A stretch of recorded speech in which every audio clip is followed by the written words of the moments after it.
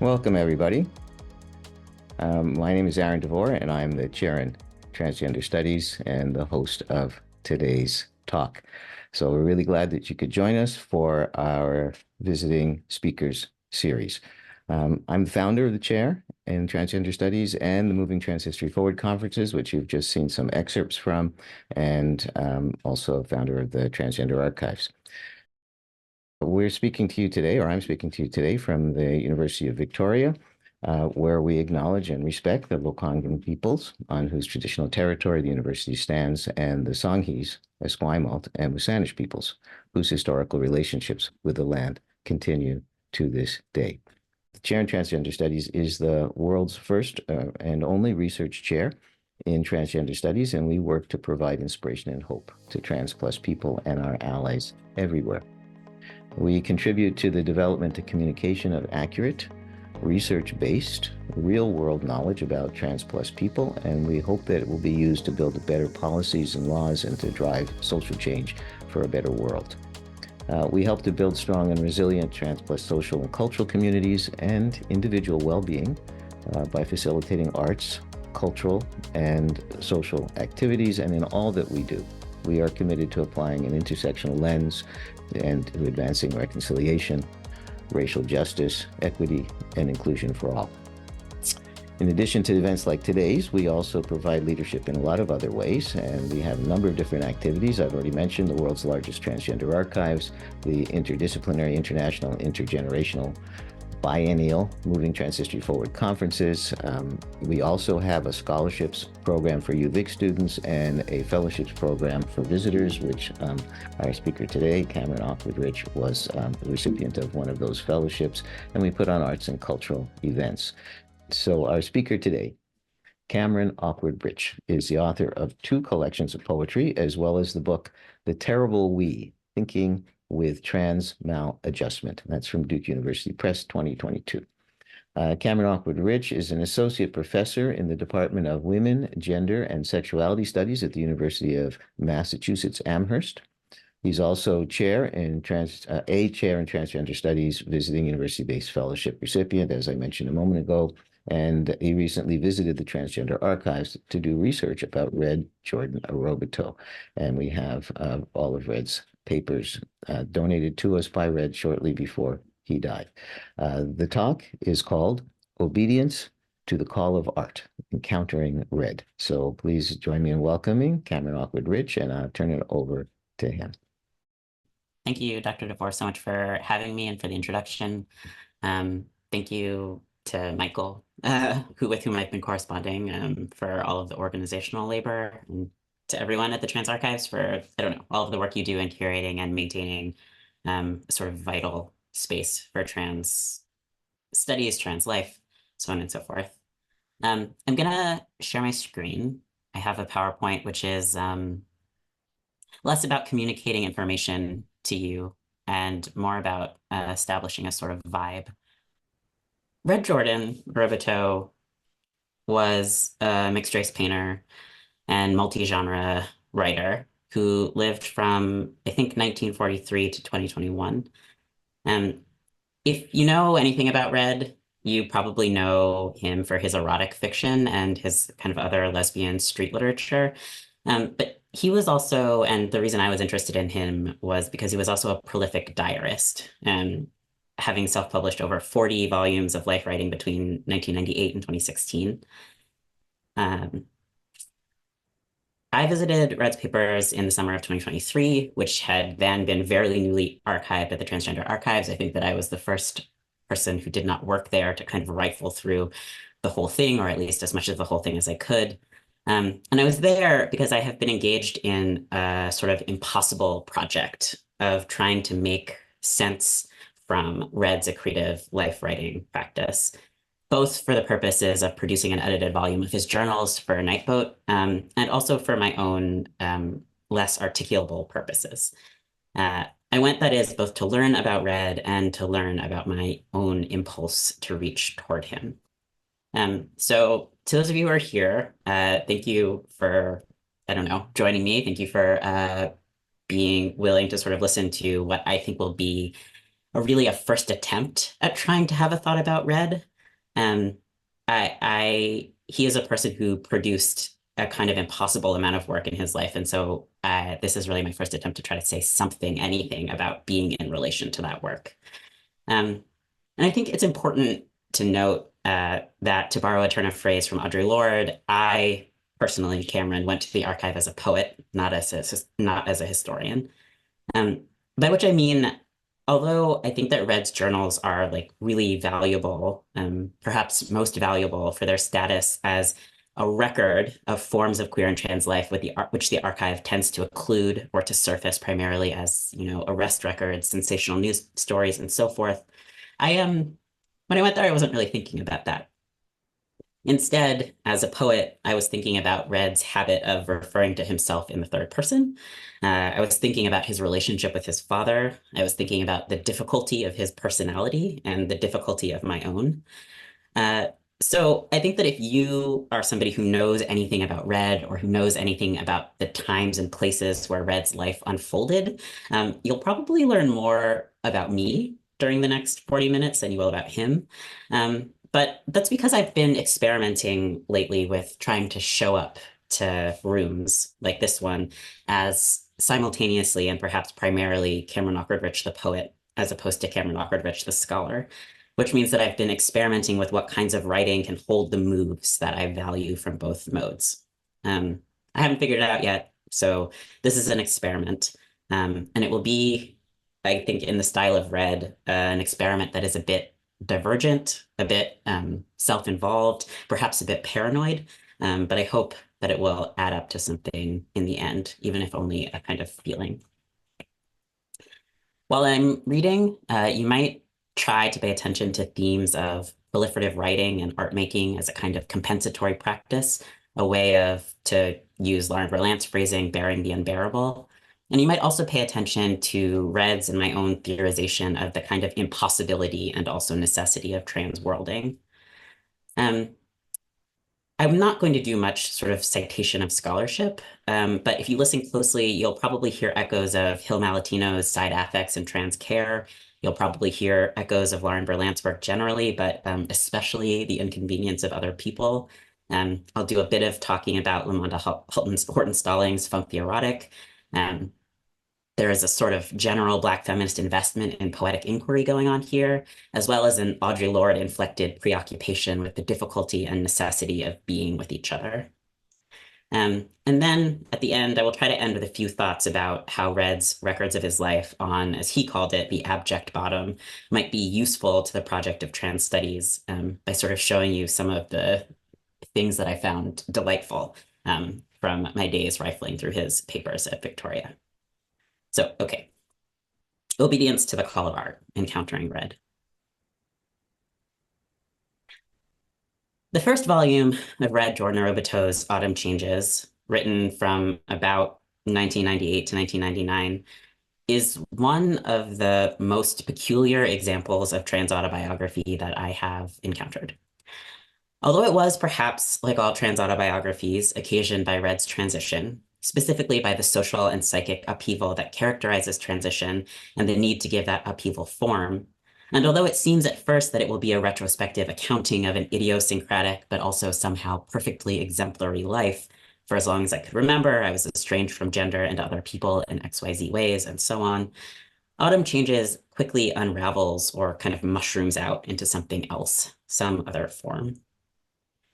What begins as a promised bounded autobiography, a first-person project of arranging the fragmentary moments of the past into something like a story culminating with a sex change, first unspools into a 5-volume, what Red calls semi-autobiography, and then into a nearly 2 decades long self-published journal series spanning at least 45 volumes and tens of thousands of pages.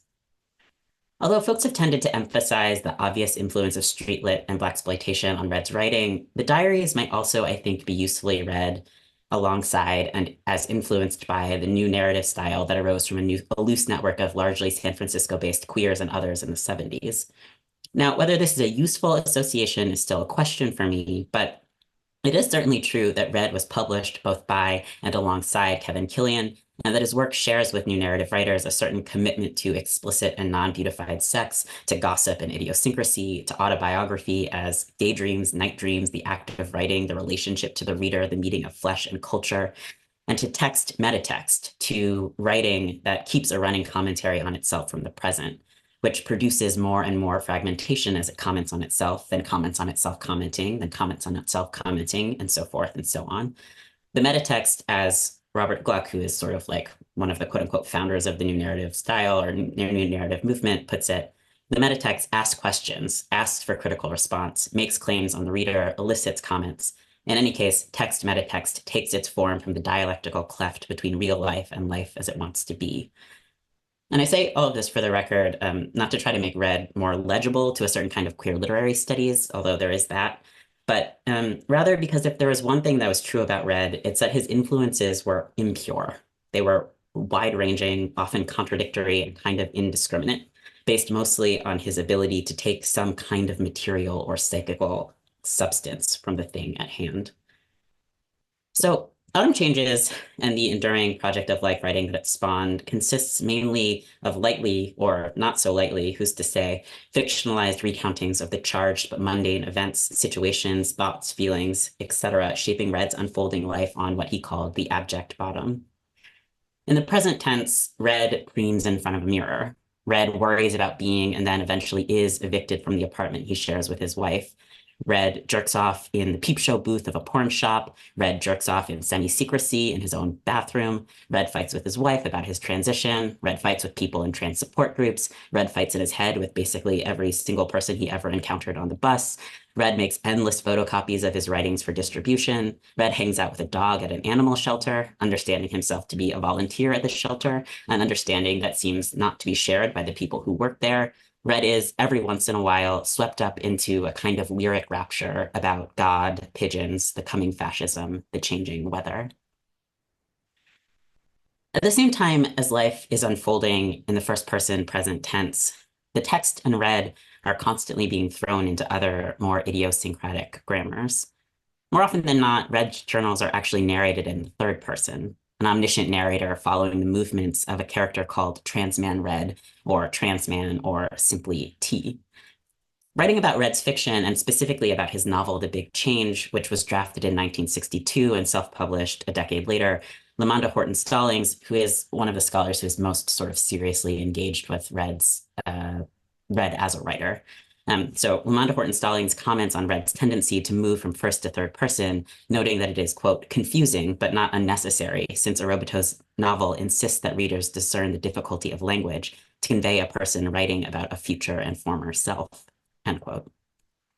In the fiction, Red's pronomial oscillations can be read as attempting to convey a multiple self, distributed through time and across genders. In the journals, this formal move also reads as if Red is constantly moving through life, thrown just beside himself, narrating from a remove.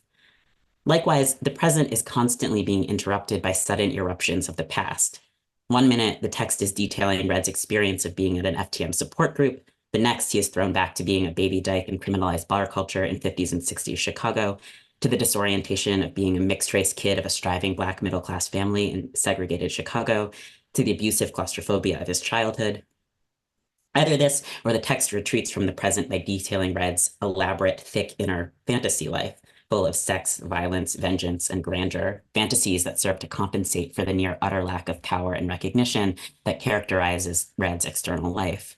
Or, as Red put it, in an entry immediately following a description of an elaborate, very uncomfortable pornographic sequence that ends with a dream of Brandon Tina ejaculating on him from heaven, quote, sex is a form of mastery in a world where he masters nothing. Arobateau was, in summary, a prolific but largely unrecognized fiction writer, playwright, poet, painter, and semi-autobiographer whose work, among many other things, documents a familiar story about US queer trans life from mid-20th century to the present. Born in the early 1940s, Red's journals map a life of early gendered and gendering abuse, a teenage flight from home into the criminalized bar scene, a scene structured by sex work, police raids, racial segregation, substance abuse, ambivalent sexual and romantic pedagogy between the young Red and older lovers, and so on. a brief stint in Greenwich Village to escape what he describes as the more overt homophobia and segregation of Chicago city politics, and finally, a migration to San Francisco following the inspiration of the hippies, where Red, among other things, worked as a housekeeper, got sober, found feminism and God, participated in the distributed lesbian print cultures of the 80s and 90s, as well as the assembly of distinctively transmasculine cultures in the 90s and 2000s, and witnessed and was subjected to the waves of gentrification which reshaped the city. During his life, Red was known and sometimes published by now familiar to many of us writers and editors like Pat Khalifa, Michelle T, Tristan Taormino, Audre Lorde, Diana Cage, and others who understood him to be offering a welcome rawness or realness.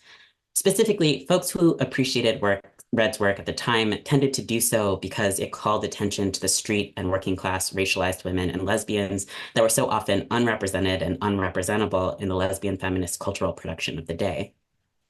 In a 1995 review of 4 of Red's books, Lee Lynch, for example, remarks on Red's appearance in the documentary Before Stonewall and publications in the Daughters of Africa anthology, Sinister Wisdom on Our Backs, among others, and wonders, quote, why weren't her books published long ago? This is raw stuff, the sublime moments of working class lesbian worlds, and the sordid moments disdained by a reading public, end quote. Earlier still, in 1982, Anne Allen Shockley praised Red's short story, Susie Q, for existing palpably outside of the academic environment to which most published Black women writers of the day were, in her words, riveted. Instead, Red's work spoke to and from the street, the, quote, social, economic, and political milieu of the subterranean ghetto, and in doing so, quote, brought a new protagonist to Black lesbian fiction, springing to life the Black lesbian street woman in all her hard, glaring reality. And it's true that one of the immense values of Red's work, one of the reasons that we as scholars of the queer trans past ought to take Red seriously as a witness, as an artist, is because he offers a particularly queer, in E. Patrick Johnson's formulation, perspective. He gives us a multi-genre, sprawling, elaborated view from the bottom. I first encountered Red in Lamanda Horton-Stallings' 2015 book, Funk the Erotic, Trans Aesthetics and Black Sexual Cultures, which I read while I was one of a pair of postdocs at Duke in academic year 2017-2018, and which I did not really then understand. Duke's Gender, Feminist, and Sexuality Studies program has a yearly themed postdoc, and that year the theme was Transgender Studies plus Humanities, perhaps because the recent HB2, the bathroom bill of 2016, had made trans studies in North Carolina seem like an urgency, the national frenzy around the bill leading to the creation of a temporary position, which might absorb some student angst, might make the university feel good about its commitments without having to sustain a commitment of any kind, or maybe not. Maybe I'm being ungenerous, a bit paranoid, but we all know this is one of the ways the story goes. Anyway, there were 2 of us.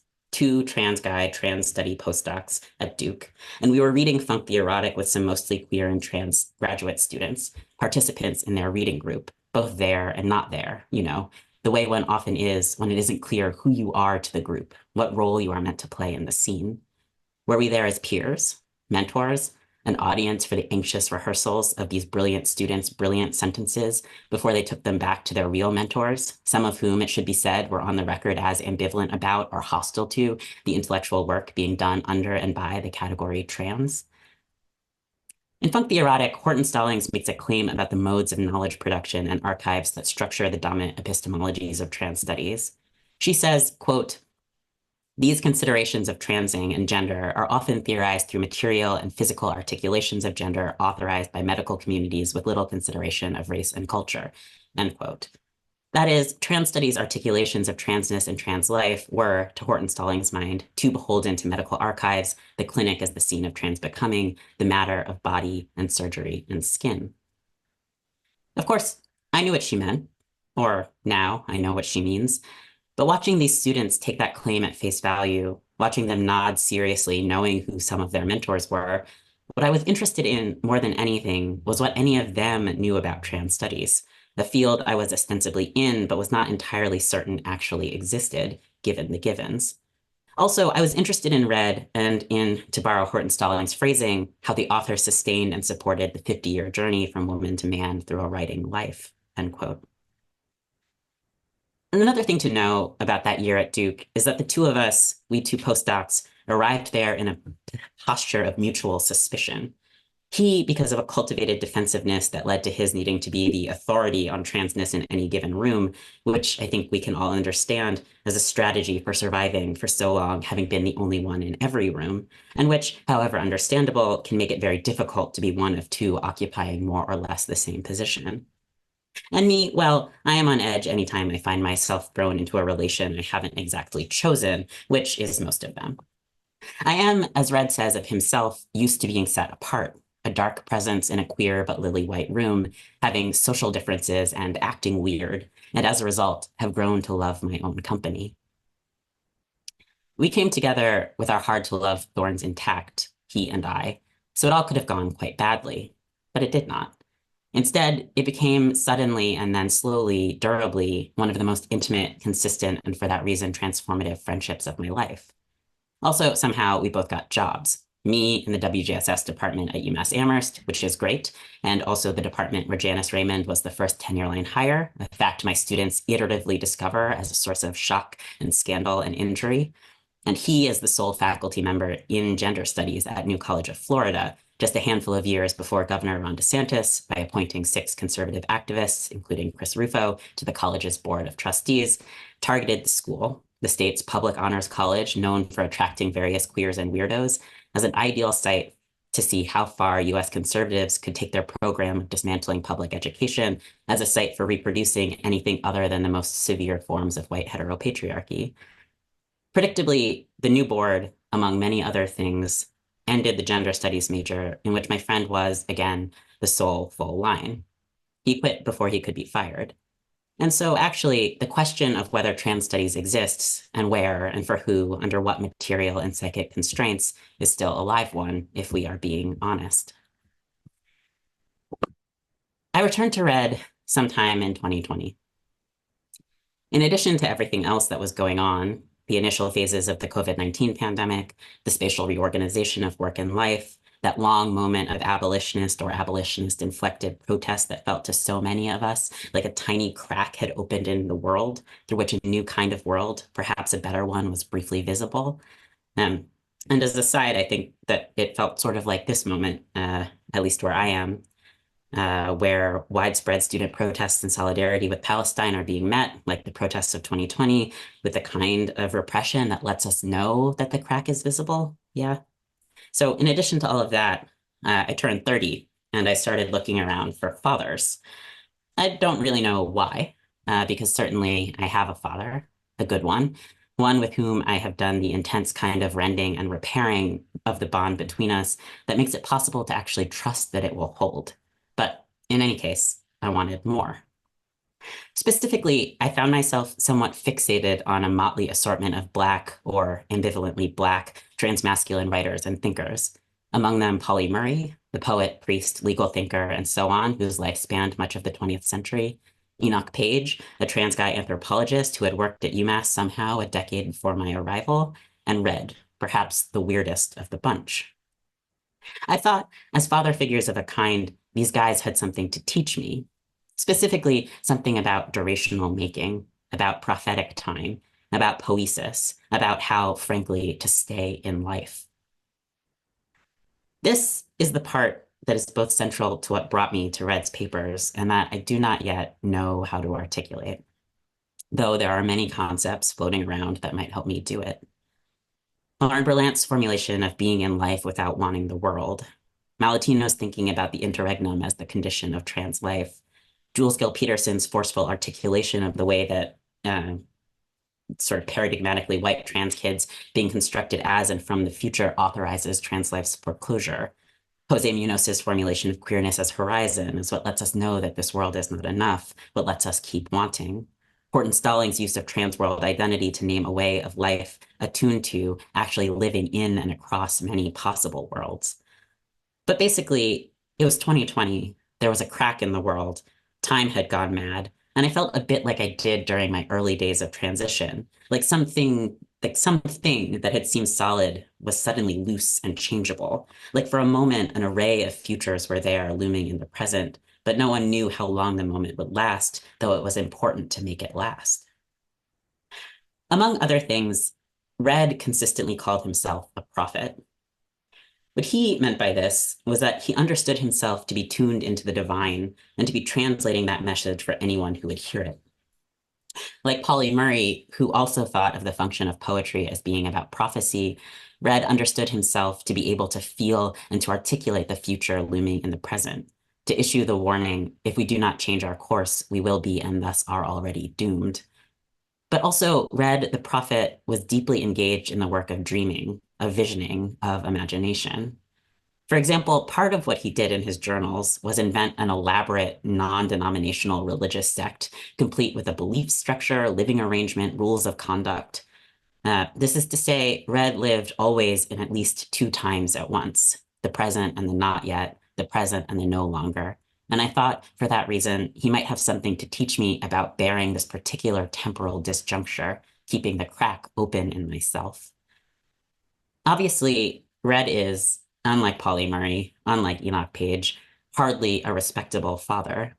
But perhaps in Red, I was looking for a bit of reprieve from respectability, a sense of what it might be like to be so ardently obedient to one's own callings, impulses, desires, urges, fantasies, even if that obedience leaves one again and again to the edge of ruin, given the givens. I suppose, that is, I wanted to understand truly how and whether, as Horton Stallings claims of and for Red and his work, quote, unruly bodies can sometimes refuse to be transformed into the service of state power.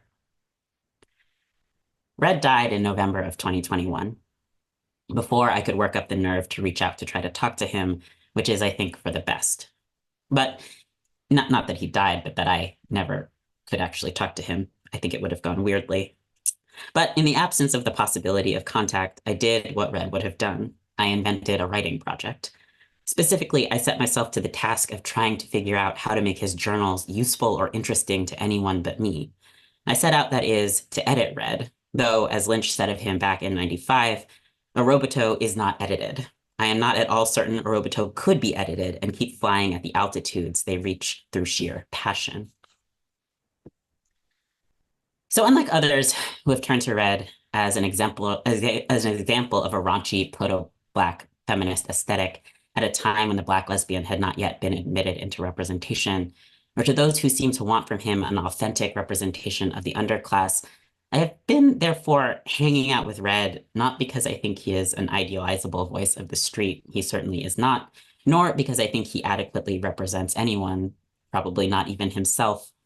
Instead, I've been hanging out with Red, have been getting intimate with his syntax because his writing, his habit of absconding to the third person, his hostility to editing, his long divergences, has been teaching me something about how to stay with what is unbearable precisely by not staying, about how to live in that space between real life and life as it wants to be. Red's strategy, it seems to me, was mostly a kind of formal and actual dissociation. He showed up eagerly, passionately, earnestly to the world, only to find himself, or fear that he had found himself, shunned. And so he stays in the room, spotlit, but at the same time, he retreats. He is, as one 2005 issue of the FTM International newsletter affectionately, I think, notes, ever present, but also constantly beside himself, or else in his private world of secret thoughts, which never stayed private or secret because, of course, he published them all. One of my favorite scenes of this kind of thing, a sort of eager turning up to the world, followed almost immediately by a defensive retreat that allows him to stay without staying. One of my favorite scenes of Red doing this is his recounting of attending an FTM Butch and Femme conference in, I think, 1999, and specifically a workshop on the overlaps and divergences of Butch and FTM identity.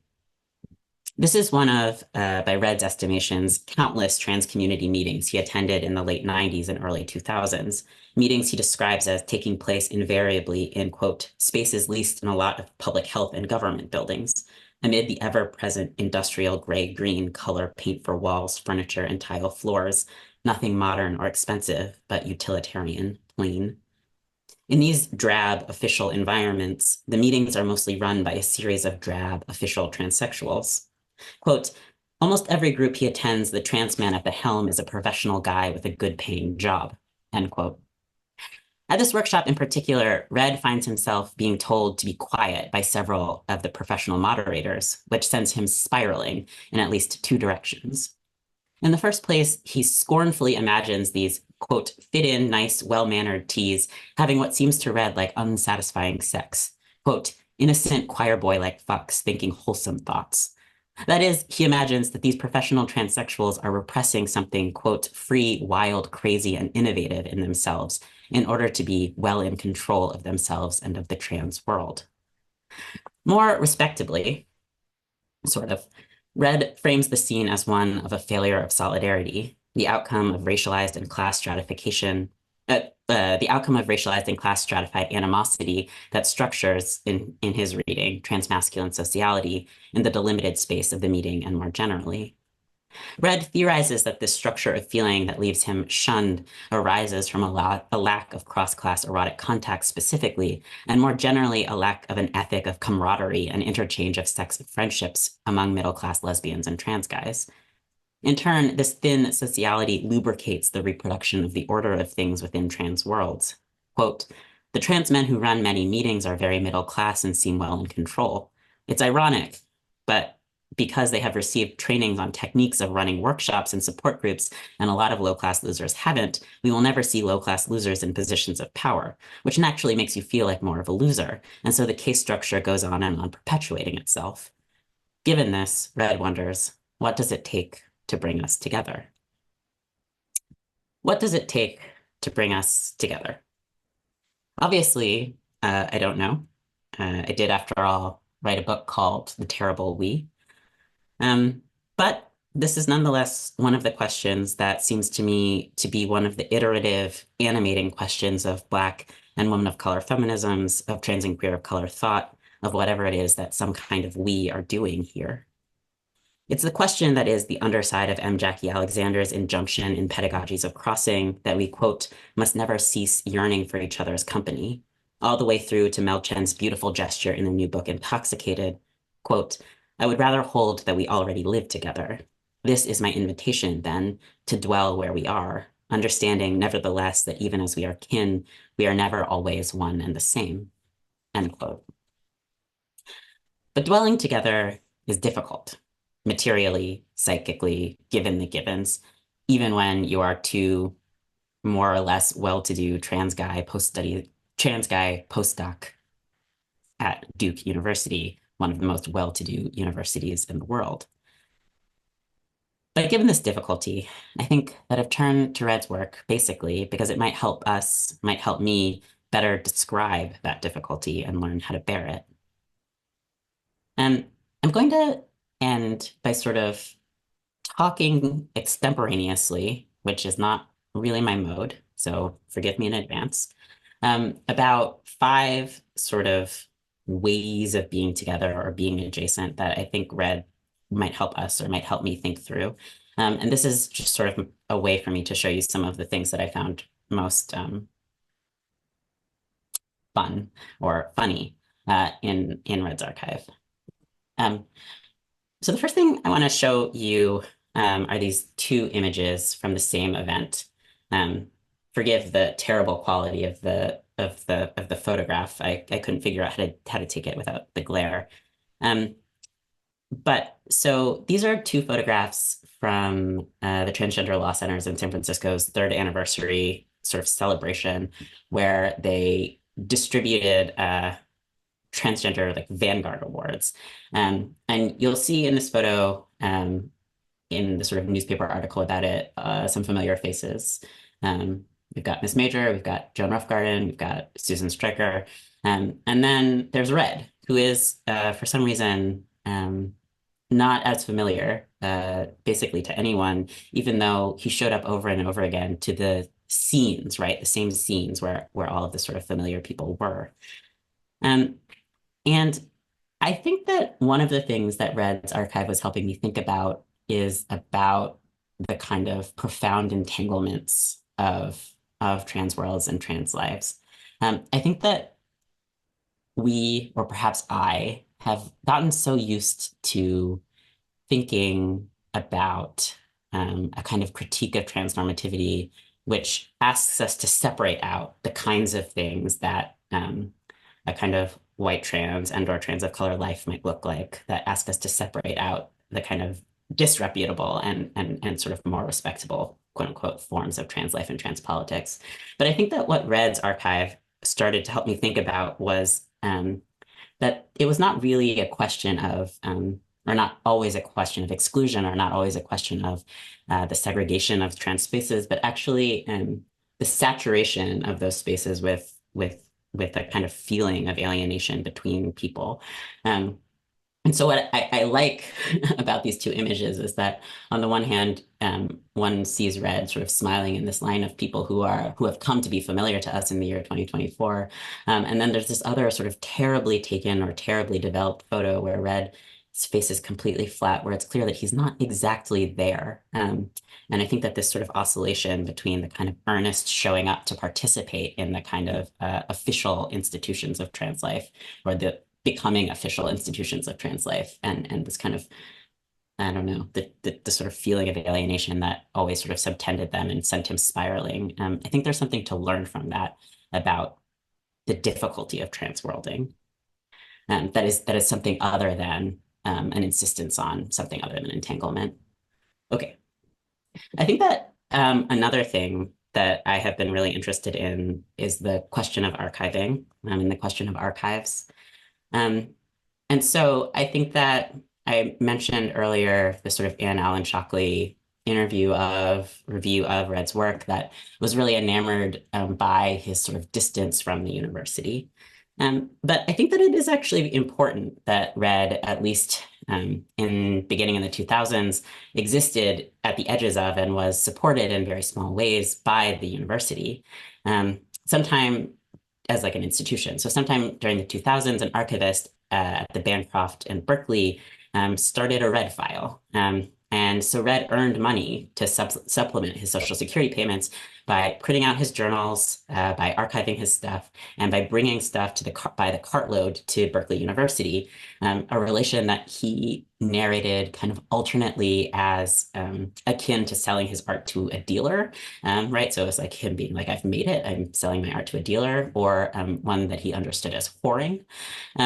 But in any case, I think that it's important that there is another Red archive, not only the one at the University of Victoria, but one that he assembled while he was alive.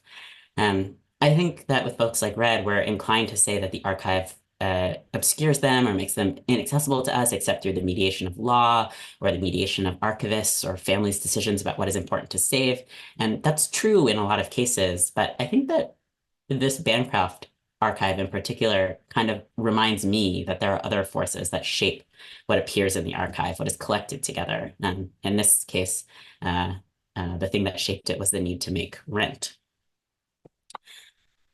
This I don't have a theory about, but it was one of my favorite boxes. So in Red's papers at the University of Victoria, there is a box which is full entirely of notes written by people who employed Red and his partner and his wife, Delilah, to clean their houses. And there is one, and some of them are very kind. Some of them are kinds of kind employers. But there's one character who shows up over and over again, this sort of Edie person who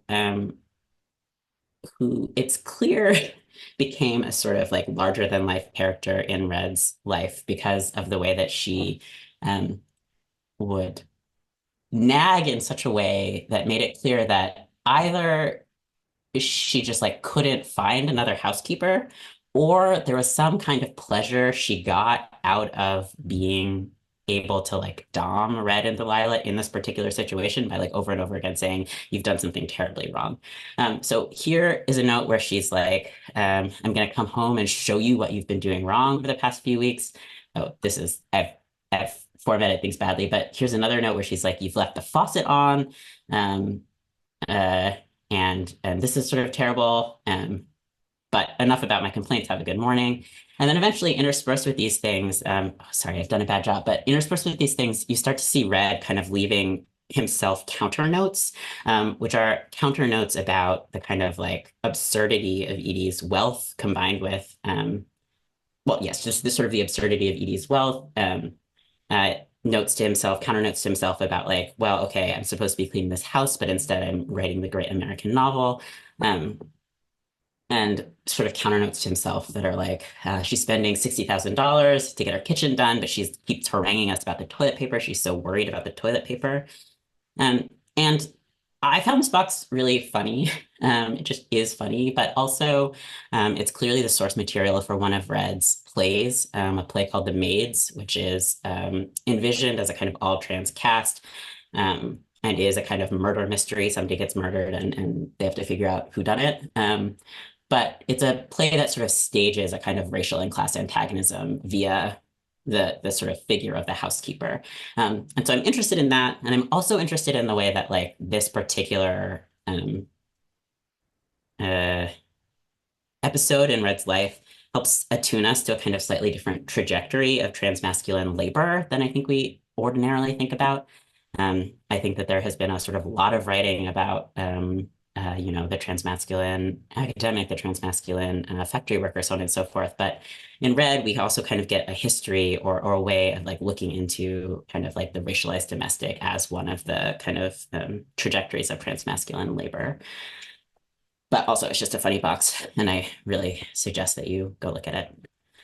Um, this is just sort of a random thing, but I think that one of the other kinds of entanglements that Red kind of demands that we think about, and that other people who are better at thinking about sex than I am and will ever be should think about, is he's like a really astute theorist of a problem that I think we encounter over and over again in trans studies these days, is the kind of way that the cleavage of gender from sexuality both kind of enabled a particular kind of trans politics, but also is what produced, right, the respectable transsexual as a figure who could then discipline folks like Red in these meetings. And I think that Red is a person, like many other people, who wrote a lot of porn, right? And wrote a lot of porn precisely because sexuality was the uh, medium through which gender was lived for him.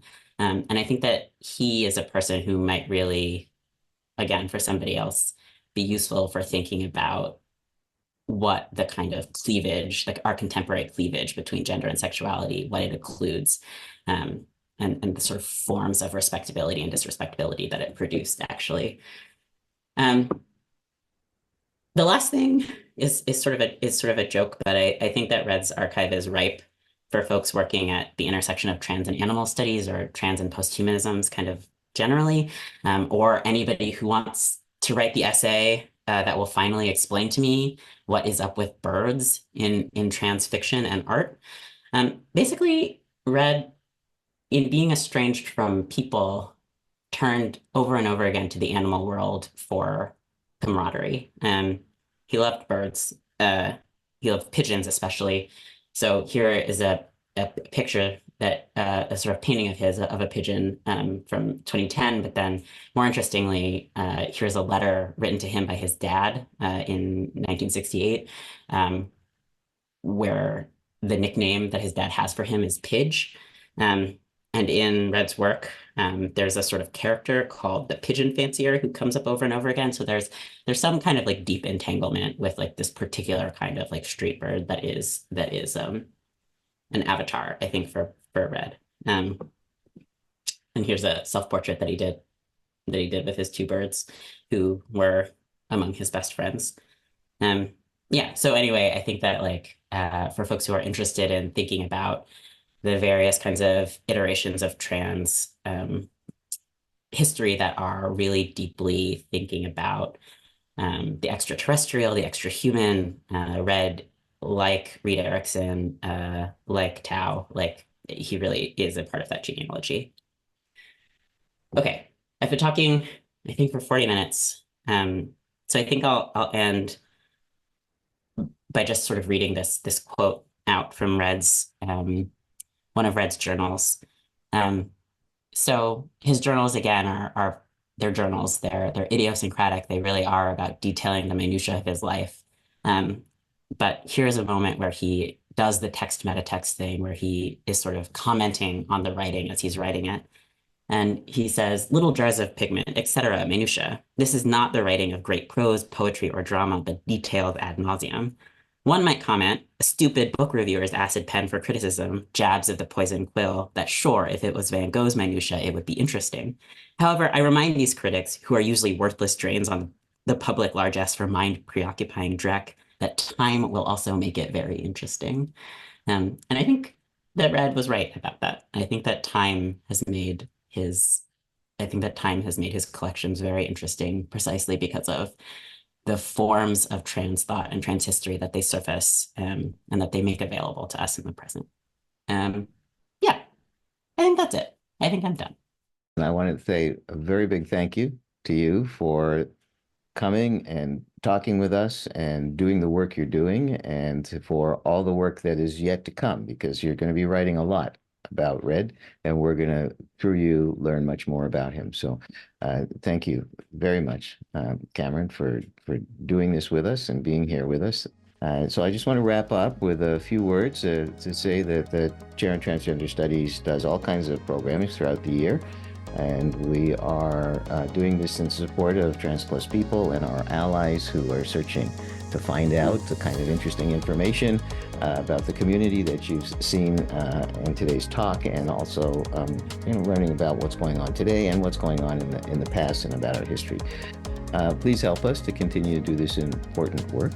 And contrary to what many people think, this is not an endowed chair. Our survival depends on donations from you and from the goodwill of the University of Victoria. So if you are able, please donate now. You've got up on your screen.